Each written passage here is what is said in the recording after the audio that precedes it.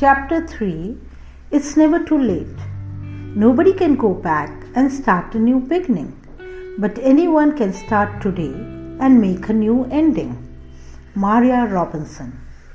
Watching a television program on the Nobel Prize winners for 2010, I asked Devang, what do Theodore Roosevelt, Thomas Woodrow Wilson, Alfred Schweitzer, Dr. Martin Luther King Jr., Mother Teresa, Desmond Tutu, the 14th Dalai Lama, Nelson Mandela, and Barack Obama have in common? Devang was quick to respond, Dad, as this question has been posed while we are watching a program on Nobel Prize winners, I guess the answer is that they all have won the Nobel Prize. I replied, correction. They all made immense contributions to the world and won the Nobel Peace Prize. Theodore Roosevelt, Thomas Woodrow Wilson, Nelson Mandela, and Barack Obama led nations. Dr. Martin Luther King Jr., Desmond Tutu, and Nelson Mandela led their people to emancipation. Albert Schweitzer left his country to help people in Africa. The 14th Dalai Lama and Mother Teresa did not let geographical boundaries restrict them from spreading their message of compassion and love. Do you know the interesting story about the origin of the Nobel Prize? I asked. What could be so interesting? Was the instant response. Alfred Nobel was born in Sweden. He was a trained chemist and also a linguist. He filed his first patent for a gas meter when he was 24. Soon he started experimenting with explosives and devoted himself to the study of nitroglycerin. He invented a detonator, the noble study of nitroglycerin. He invented a detonator, the noble lighter, and a blasting cap. Nobel's factory, where he was experimenting with nitroglycerin, blew up. 5 people, including his younger brother, were killed in the explosion. However, this explosion and several other accidents did not deter him, but only strengthened his resolve to develop more stable explosives. In 1867, he invented dynamite by mixing nitroglycerin with diatomaceous earth. While he thought of calling it Nobel's safety powder to highlight its safety, he eventually decided to call it dynamite, alluding to the ancient Greek word for power, dynamis. Dynamite revolutionized several industries. Mining and construction companies benefited substantially. It was used by companies to blast through difficult terrain to create roads and railroads. Dynamite soon found its way into armaments and began to be used extensively in warfare. While Nobel realized the immense destructive power of dynamite, he believed dynamite could bring about everlasting peace.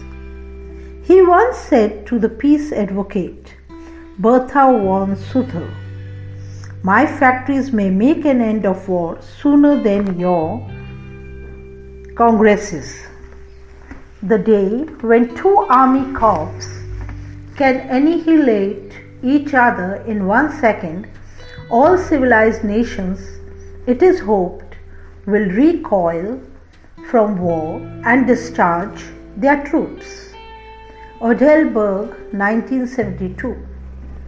Nobel continued his experiments and invented gelignite and ballistite. At one time, he had 355 patents to his credit. In 1888, his brother Ludwig died, and a French newspaper mistakenly printed Alfred Nobel's obituary. The newspaper wrote, "Lee Marchand de la Mort est mort," meaning the merchant of death is dead. Alfred was described as a man who became rich by finding ways to kill more people faster than ever before. Hiskey, 2011. This incident had a profound effect on Nobel. He started thinking about how to change his legacy. After much deliberation, he wrote his last will and testament, leaving approximately 94% of his wealth to the establishment of 5 prizes: physics, chemistry, physiology or medicine, literature and peace.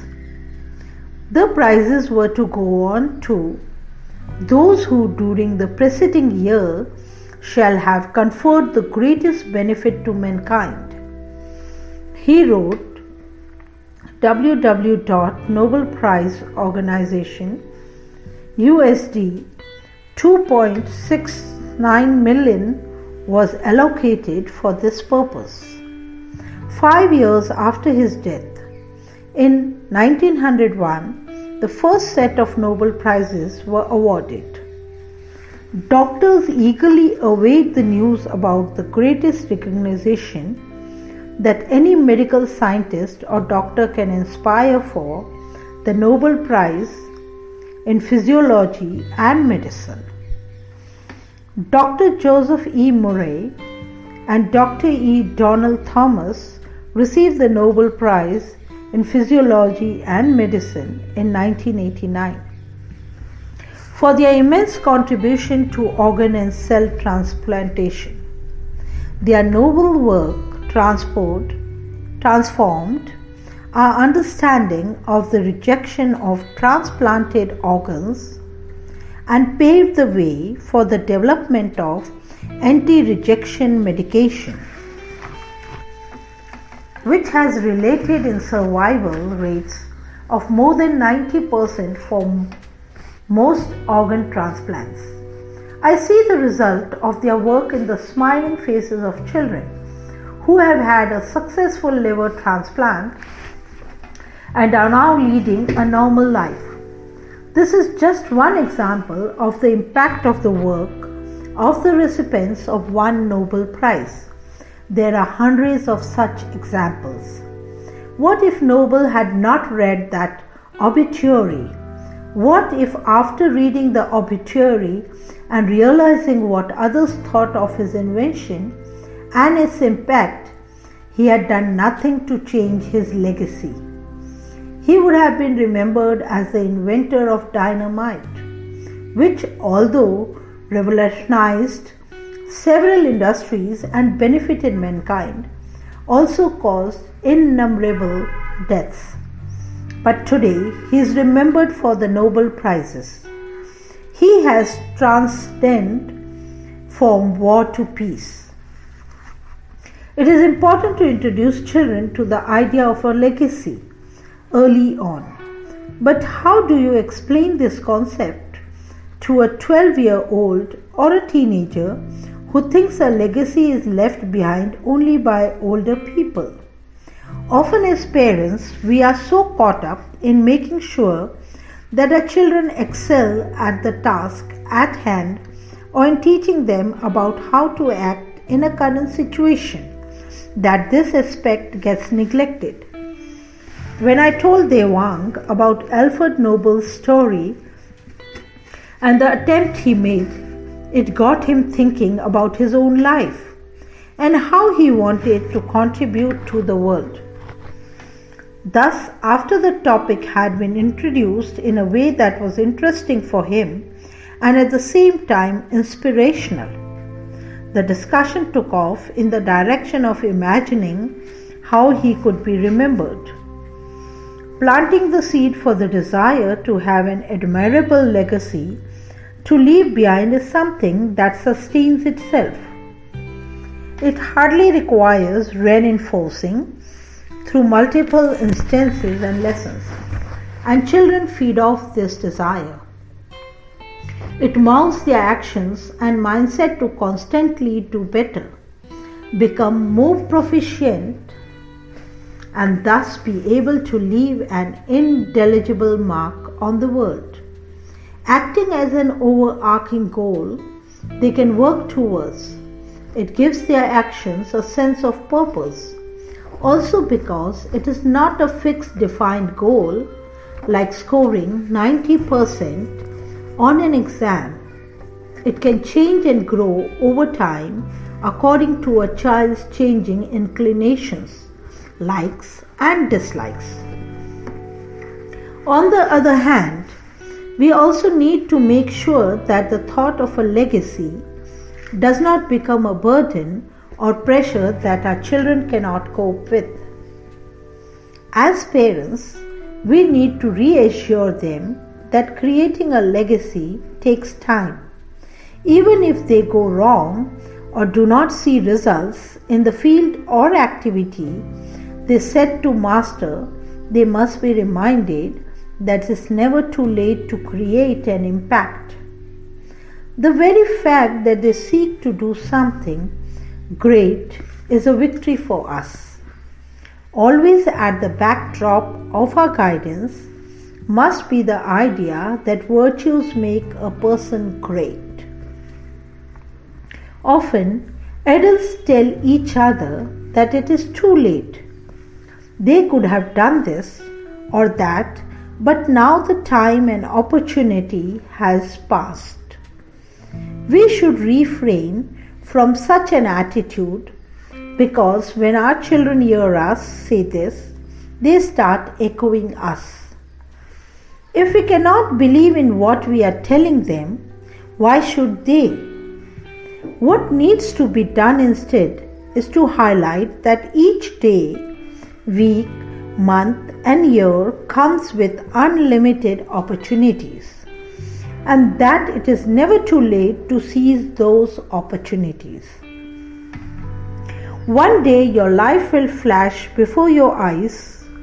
Make sure it's worth watching. Gerard Way.